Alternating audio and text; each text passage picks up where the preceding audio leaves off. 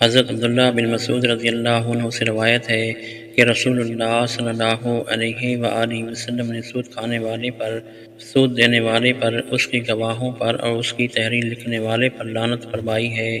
حضرت ابو ہریرہ رضی اللہ عنہ سے روایت ہے رسول اللہ صلی اللہ علیہ وآلہ وسلم نے فرمایا، لوگوں پر ضرور ایسا زمانہ آئے گا جس میں کوئی شخص سود کھائے بغیر نہیں رہے گا۔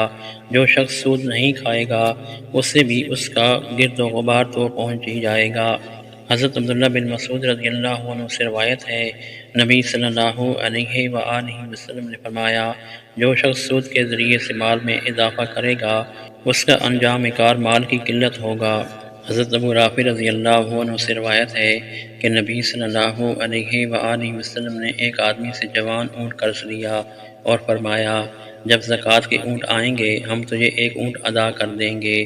جب اونٹ آئے تو آپ صلی اللہ علیہ وآلہ وسلم نے فرمایا، ابو رافع اس شخص کو اس کا جوان اونٹ ادا کر دو، لیکن مجھے 4 دانت یا اس سے زیادہ عمر والا اونٹ ہی ملا۔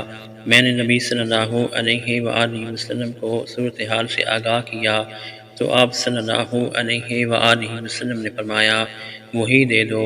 بہترین لوگ وہ ہوتے ہیں جو اچھے طریقے سے قرض ادا کرتے ہیں۔